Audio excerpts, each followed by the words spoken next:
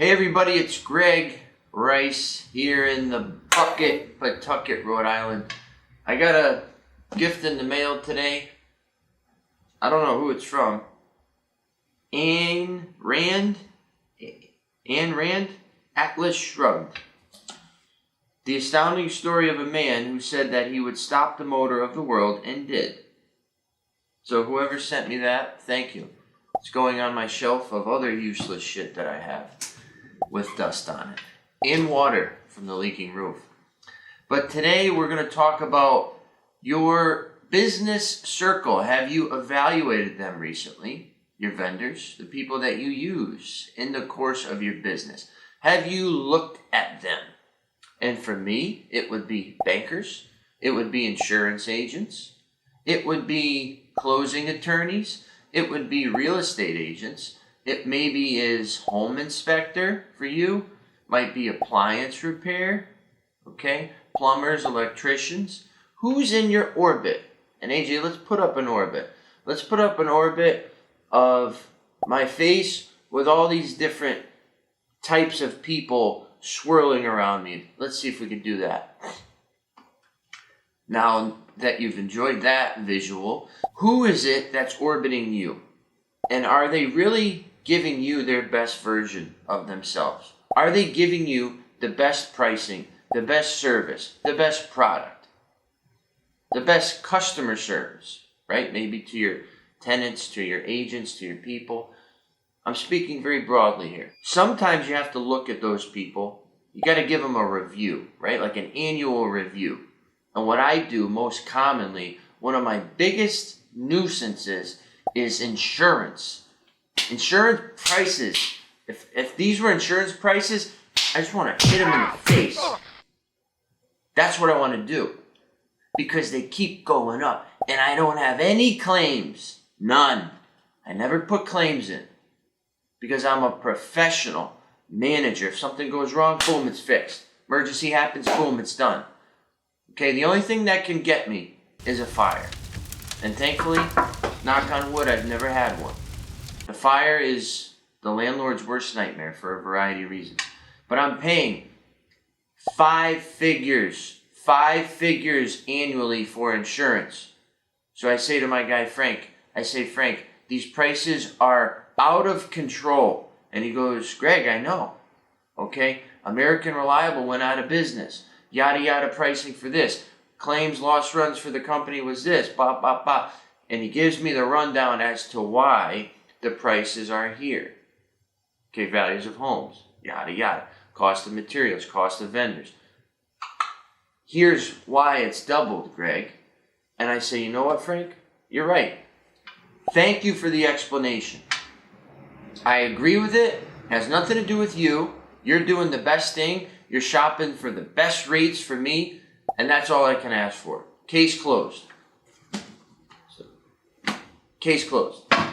Good. However, on the other side of the coin, he could have said, it is what it is. Goddamn Joe Biden. Goddamn presidential inflation. He could have gave me some bullshit barstool answer. But he didn't. So I challenge you to look at all of your people. Okay, bankers is another one. Okay, what's the rate going to be? What's the prepayment penalty going to be? Are there any points? Okay, what's your readjustment period? Are you going to continue to lend? Do I have to have a checking or operating account with you? I'm constantly seeing what's going on. And one of my best tools is diversification. Okay, so I put my money with multiple banks so that they know. And I'm very public about it. I'm telling you right here. Okay, some with Bayco, some with Bank Newport, some with Movement. Okay, some with Bank Rhode Island. They all know so that they see when Greg comes along, Greg's coming, I got to get my shit tight. And not that I'm like, gun to their head, but they know that I'm a student of the game and my ear is to the pavement. And I'm listening to those streets because the streets are talking. What'd Ray say? Word? I am there. Observing, listening, watching, hearing. learning.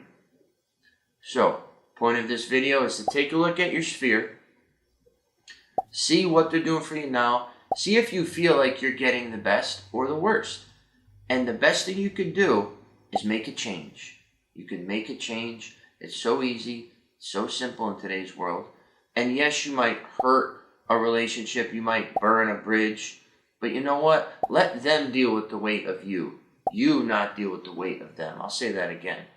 If you make a decision and you're in charge, like if I say, you know what, I'm pulling my money from Bay Coast and I'm bringing it all to Bank Newport.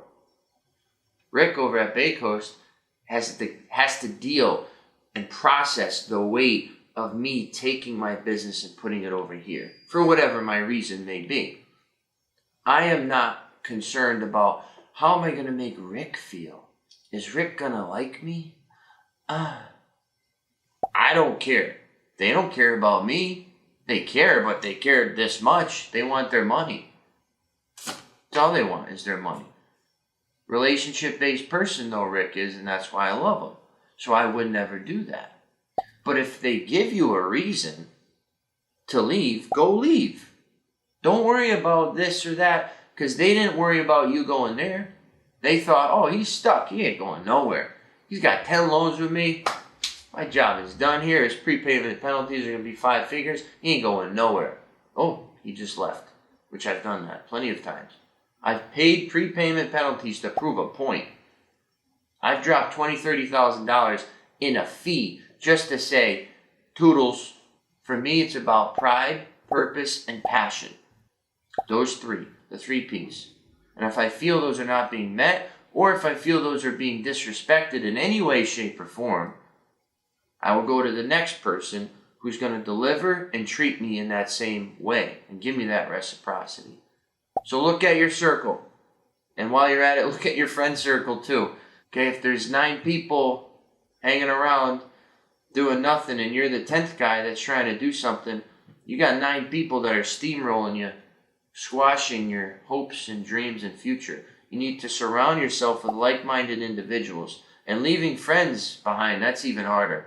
That's a very hard thing to do, especially when there's roots and ties, going back to Little League, going back to elementary school. It's tough to do that.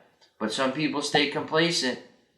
And when you're complacent, you're stagnant. And when you're stagnant, you're actually declining because you're not keeping pace. So you have to go onward and upward all the time. And if your people around you are not doing the same, eventually you're going to be doing what they're doing, which is nothing. Watching football, betting, drinking, eating to excess, not being the best version of you. So get off the couch, get your Cheeto dust off your fingers, and look at your professional circle, look at your personal circle, and feel free to read Atlas Shrugged. Oh my God.